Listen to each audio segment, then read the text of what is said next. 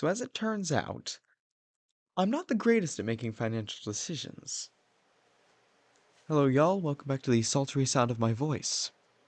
In this video, we'll be making a small layout update, which should be interesting. So I accidentally made this long and clunkily panned shot of the E6 running along, and it'll cut out at some point in the next couple of minutes? Probably. So basically, this layout is Code 100 Atlas track with 18-inch radius curves. It's not much, let me tell you that. But, so, it's powered by both DCC and DC on that are toggleable. They cannot be turned on at once. That's good because the controller's like 30. And they'll blow up. So, I mean, so basically I have like all this stuff, and like as you'll see later when I'm just like having all the shots playing without me like talking. So what you're gonna see is you're just gonna see the layout.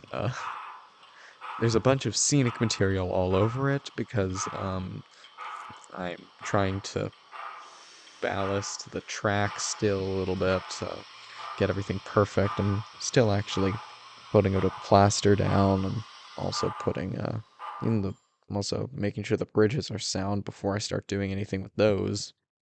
Um, but the little mountain that I'm trying to make into sort of a fake Howard Tunnel sort of vibe on the York line up to York, Pennsylvania from Ashland. It's an interesting line, runs right near me actually, so it's been an interesting time trying to recreate this. So I've got like a bunch of woodland scenics. They kind of have a monopoly over my layout actually. Please sponsor me. But like so everything's been like going pretty okay with this whole layout, I believe so far.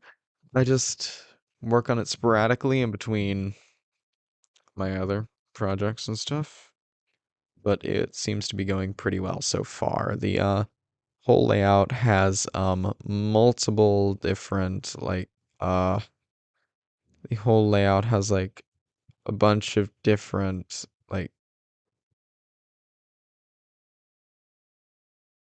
um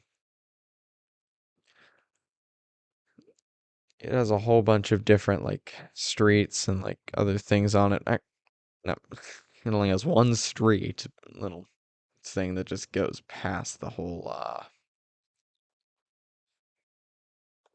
that just goes past the it just all goes past the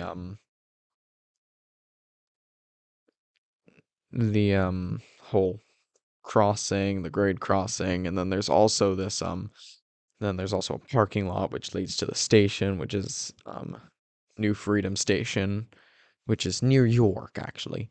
And behind that there's a bit of just a representation of everything that I've seen on the trail, which is like half of it's scrapped, so it's interesting to see that. So there's a tender for an old um 060, oh no, a 260, a mogul. Very few of those. But like I've just like painted it up as like a little scrapped piece, and also there's like a chimney for like a small little like industrial site that used to be around the tracks. There's also like a little house that you would have, and like the station's also illuminated. There's the sidings which can like help with everything, and there's going to be a trail running along the line which crosses over it multiple times to avoid obstacles, as the real one does. So basically that's it. There's already like a whole scenic area that I've like done, which is the trees. It's an interesting part because of the challenges of trying to use like woodland scenics, forest canopies and stuff. It's not great, but so that's about it. Uh join me whenever I come back. I'm sorry I couldn't post for so long. I've been doing stuff. It's been like 2 months. Anyways, so yeah. What are you still doing? Please leave. No, I'm gonna cut that part out, probably. Anyways, thank you all for watching, and, well,